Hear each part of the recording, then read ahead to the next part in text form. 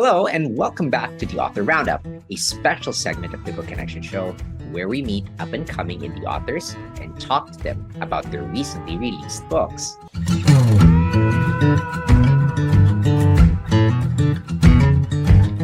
Hi, and welcome to another episode of the Book Connection Show. I'm Ray Walters. Today, we have a very special guest, retired Baptist minister, missionary, development worker, and lecturer who prayed a Hezekiah prayer after receiving a terminal cancer diagnosis 3 years ago. He set out to complete a 1,000-page Bible in verse, followed by 2 additional books, New and First Testament profiles in poetry, which he wrote in just 3 months. In today's episode, we're delighted to have Rob Bellingham. Hi, Rob. Welcome to the show. Thank you.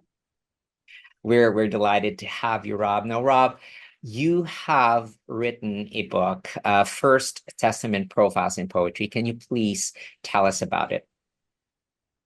The First Testament profiles in poetry is the interview, but it's actually is related to that particularly, but it was the second one because first of all, the Bible in verse, is a big tome, and so it triggered this book writing splurge. So the first one was actually New Testament profiles in poetry, and that's sort of 4 sections or 4 books within the book, and it's 65 New Testament people. And then I thought, well, a companion volume of the First Testament, most people call the Old Testament. I like to use the word First Testament, followed up. So I did that. And then there's another one. Now, that one I think is particularly interesting because these first 2 books are about how people encountered God, Father, Son, or Holy Spirit, Old Testament, and then Jesus in the New Testament particularly. And they write it in the first person as if they are, there, and they're telling their story, the impact that meeting God or Jesus had on them. So then I thought, why not write it from Jesus' point of view? So I turned it around, and I have Jesus talking about all the people he met and why he made the selections and asked the questions that he did. Take the pool of Siloam, for instance. There were a whole lot of people there, but Jesus spoke to just one of them. And the one of them complained. The question was inane, really. What do you want me to do for you? Well, the man answered in a logical way, I can't get into the water. Everyone beats me. So yes. And Jesus said, get well now. And he was. But there were probably somewhere between 20 and 50 other people around the pool who didn't get healed. Now, that's the interesting thing is that, there are things like that, mysteries around the life of Jesus. None of us will ever fully know, what he knew. I'm trying to tease out some of the mystery has been fun. So that's what the third book is. And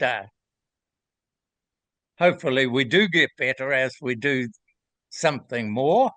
And so people tell me that, I really like that one. The Jesus telling from his point of view. So yes, it's been It's been good fun, and when I write, I love a project. I've always loved a project. I need a project, so uh, writing has been my project. So this book that you have written actually, correct me if I'm wrong, is a book based on the perspective of Jesus, now, Yes, which is basically in the New Testament, right?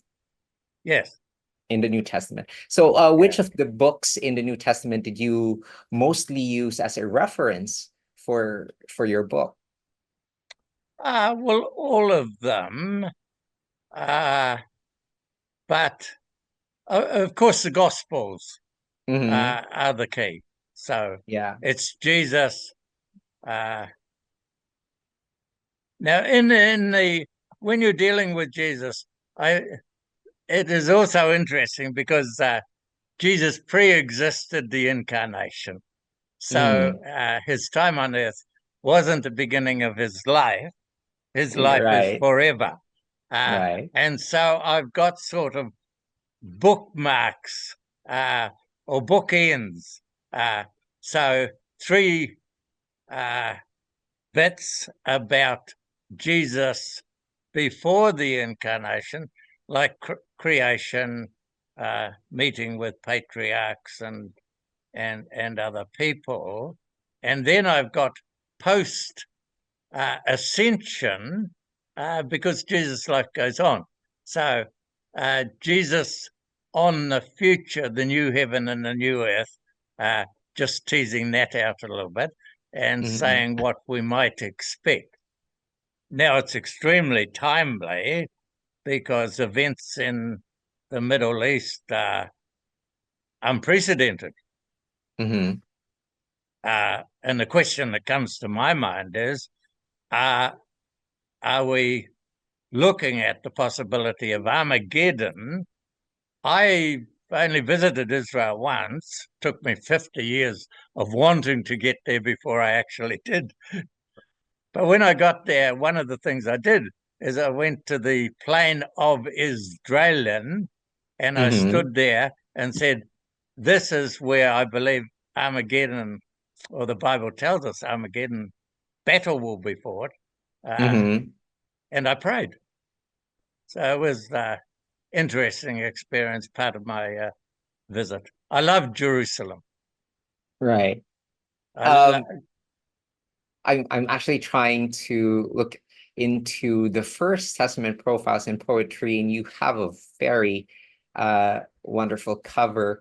Um, so Rob, please do tell us also what inspired you to wrote this book and share it. uh, I wrote it, as I say, because it's a companion to the New Testament. Uh, Hmm. but I wrote it because the Old Testament generally is less understood, so much longer. Uh, our minister challenged us all at the beginning of the year. Can Hmm. you read the Bible through in a year? Uh, and many people in the congregation, I believe, are doing it. And Hmm.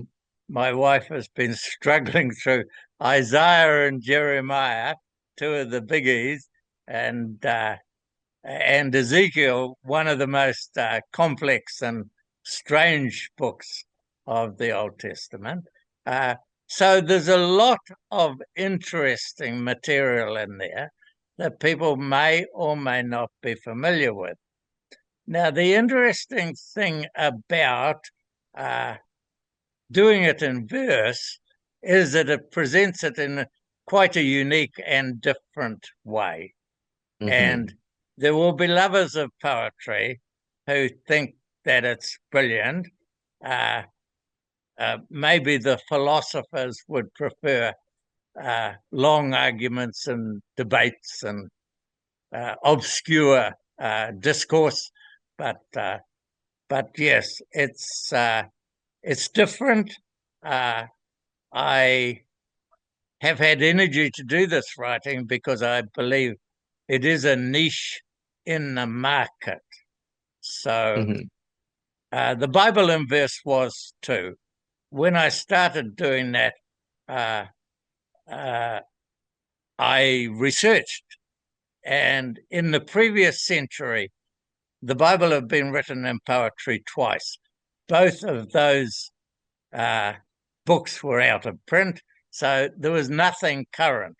Mm-hmm. By the time I finished 12 years later, there was one other book.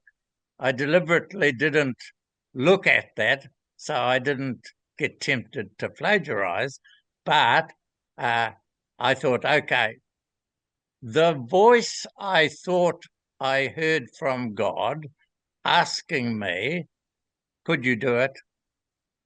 Has it been done? And could you do it? Was probably genuinely a prompt from God, because I tried to do it, picking Jonah, one of the most interesting, easiest stories, narrative, and I did it. So, one thing led to the next thing, and the First Testament profiles uh, on the Old Testament, I think, is important for people to grapple with, because the Old Testament is the foundation for the New. The prophecies of Messiah, for instance, they're all Right. told in the Old Testament. Right. So the ministry of Jesus flows out of God's revelation over several thousand years before Jesus came to earth. Are all of the poetries that you have written included in this book that you have written, or did you also take the time to choose which ones are you going to include for the final version? So I don't profile everyone. For instance, the kings. There Mm-hmm. were good kings and there were bad kings, and there was a verdict. Uh, he did evil in the eyes of the Lord, or he did good in the eyes of the Lord. Now, the good kings, I leave them out, and it's the evil kings I talk about a bit more. All right. Rob, in the entire writing experience that you had, what's the most fun part of doing this? It was fun, but it wasn't fun. Uh, getting the rhyme right. For poets, half rhyme is fine. Uh, but for other readers, they expect it to sound right. And so it took several edits, but satisfying to actually get it. My last reading of the document Mm-hmm. was around rhyme, and that's what I concentrated on. And I found that, I made maybe 30, 50 improvements. So it was good feeling to get that done. So it's what you're telling us is that the fun part is when you're able to get the lines to rhyme, and the challenging part was to get it to rhyme. Well, yeah, no, the fun part was more than that. The fun part was also being inspired myself Mm-hmm. as I read and reread what I'd actually written. I've had tingles up the spine. I've been nearly filled with one, nearly cried. All of the emotions have been involved in this work. So it's been it's been a very enriching experience for me personally. And to sum it up in one sentence, I think the best outcome has been that I've been immersed in the Bible. Now, I've read the Bible all my life. I've preached a lot and Mm-hmm. lectured a lot. So the Bible has been central to all of that. But it has led me into the deeper presence of God and awareness of God in a way that I have never experienced before. So I have sensed the presence of God on my shoulder as I've continued to work with the poetry and these trilogy of books. Right. You're clearly inspired to have this book written. Now, I would want to know, as the author of your work, you have lots of poetry in this book. If you are to pick one, what would it be? Well, I think people like David, for instance, there's a lot to say about him.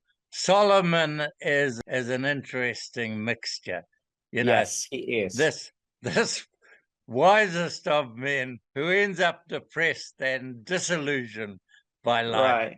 All is meaningless or all is vanity, depending on the translation. The Isaiah with all the prophecies and Zechariah, they're the two that have the most Messiah prophecies. And Hmm. then, just refreshing on the Hebrew people say Torah, major prophet, wisdom literature, but particularly in terms of the prophets, the major prophets, four of them, and then the book of the 12 sums up the others. And just getting into reminding myself of the particular contribution that each of the people in the book of the 12, and there's a huge range there. There are Levites, priests there, genuine scholars, educated people, city people, but there are Hmm. also farmers. Is it Amos says, I'm a farmer and a tender of sycamore trees, you know. Hmm. And another one says, I I don't I didn't invite this, so and I'm surprised that God wants me to go and preach. I'm not a preacher. That certainly was, it seems to me, Jonah's position. He did run away as fast as he could in the opposite Right. direction. So, yeah, so much interesting stuff. That, I would agree. The story of Jonah alone is very much interesting. How he ran away when God actually had something for him to do, and it was he played an integral role in what God wanted to do for the people of Nineveh or Nineveh, and so it's a really good story, and the end result was repentance for the people of Nineveh, and they were spared. Fantastic outcome. And he wasn't a Yes. preacher. I don't know what he was before, but he definitely wasn't a preacher. So it was a sort of you can sympathize with him a little bit, a sort of an out of the blue request from God, go and do this. Yeah. Right. And that's what makes it very interesting if you read the Bible, because none of these people were great to begin with. All of them had issues, they had personal challenges in their lives, not to mention sin. And God, how he just turned these people around. And what is being the message that comes across is that you don't really have to be great in order for God to use you. If the sovereign God, if he so desires, and if he desires to or give you the opportunity to be part of his work, he is going to equip you. And that's the beautiful thing about the characters that you see written in the Old Testament, and how tumultuous those the events were, the era, the backdrop of the New Testament, how the people had fallen away, so far away from God. And so a lot of issues also arose from it. That's very interesting. This is a very interesting work that you have, Rob. So I just also want to know, in terms of feedback, I know you have had a chance to share this around, and then people buying copies of your book, seeing your book. What's the nicest feedback that you received so far? Well, the ex libris, without naming anyone, people have been very encouraging throughout. So Mhm. thank you for that. But secondly, I've got particular friends who've given me feedback. I was in hospital and a couple came and they'd recently picked up the writing and they said, we're loving this. And now the other interesting thing about poetry is that for dyslexic people who Mhm. cannot read more than probably 8 to 10 words before they start getting all fuzzy and muddled. The lines in my books, 8 to 10 words long. Basically, it's something that dyslexic people can read and not get confused. The other thing that has happened is that people have put my writing to song, to music, some composers. I know of a church that said to off the street marginalized kids from a poor area of town in Australia who said, "We need to meet. We're taking the service on Sunday night and we're going to do the whole thing in rap." So what they did is that they did a rap for the sermon, and that was fun. Rob, in terms of, since you mentioned writing and you have had the chance also to publish other books in the past, what advice would you give a writer? You know, a writer working on his or her book. One piece of advice. Someone said, I think, that writing is 80 or 90% perspiration and 10% inspiration. So you just have to keep going at it and have some sort of determination around that. And and all writers, serious writers, know that you don't get it right the first time. So keep working on the script. You're probably going to have to edit 6 times or more even before it's ready for publishing. So it's something that once you start, it's going to take a little bit of work to get to the finish line. Well, I have to make this follow-up question. How do you fight off writer's block? I know every writer goes through that. Do you still persist when the time comes that nothing comes out of your imagination, your mind? What do you do when it happens? Do you take a break? Do you drop the pen? Do you drop the keyboard and just take a break and pick it up sometime later? I'm very happy to respond to that, saying that in my partnership with Ex Libris, it has not been a problem. It's just been a fun exercise, and I haven't felt the blockage. If you want to lecture, you need to prepare your material. So it's a discipline. I seem to be able to focus when I need to focus, and I like to see the job completely done. Yes. So What I'm getting from what you said is that you also need someone or something to push you to continue. encouragement is great. And my Right. wife is one of the first readers of anything that I've been writing recently. And her identical twin, who lives next door, is the second reader. And they made a lot of suggestions around improving the text. And that's been very helpful. But encouragement from people who know you well, especially, maybe also from strangers, but encouragement always helps you keep going. Right. So, Yeah. Rob, what are your goals for this year? Yeah, I'm a little unsure about that. I have a couple of other book ideas which I Mm. may pursue, or I may give up writing. Many things. This is one of Solomon's wiser sayings. You know, there's a season for everything, and maybe the writing season is for me. By If I do proceed with other books, I'll be 81 by the time I get that done, or even one of them done, depending on motivation. So, maybe my season is to actually relax. And we do lots of volunteer work, and life is full and busy and interesting. I've had a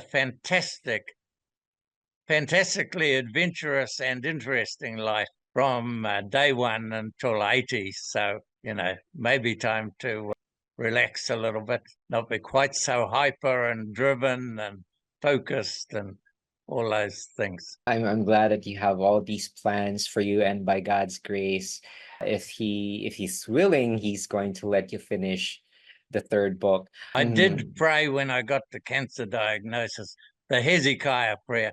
That would be Yeah. 15 more years. Well, 92 is a bit more than I need. I think it's important to think about health span more than lifespan. So I think with terminal cancer, I can't guarantee that I'm going to have good health, certainly for another, 10 years or so. So I'd be quite happy if God granted me half of what he gave Hezekiah. Get me to the mid-80s, which would match my dad, the oldest survivor in our family circle, even amongst the relations. So that's more than enough for me, I think. I want to be helpful and useful and be able to contribute something. If I can't do that, then I'm happy to go to heaven. I've heard it's a very good place. So I'm looking forward to it.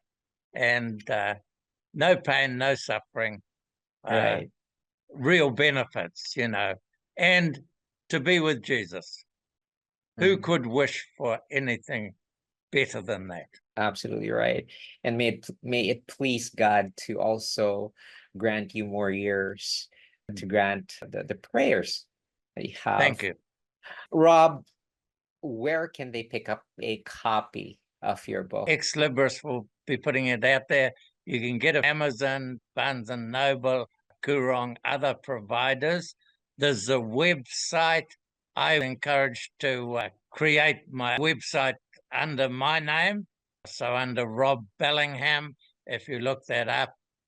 And another word of appreciation, especially, I have my family there. My daughter and son-in-law have spent their lifetime or their adult life translating the Bible into an Indian language. And so they are expert in this. They're consultants with Wycliffe International these days, and they have read what I've written and critiqued it and helped also.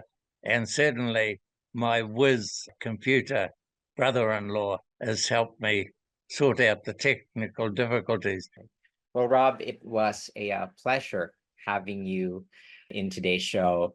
And thank you so much for discussing your book with us, even if we had a very limited time. Well, it's been an hour all up, and it's been fun. And thank you very much, Ray. Thank you so much, Rob. And also, I just want to go ahead and give a big shout out to our awesome viewers and listeners for joining us for this interview.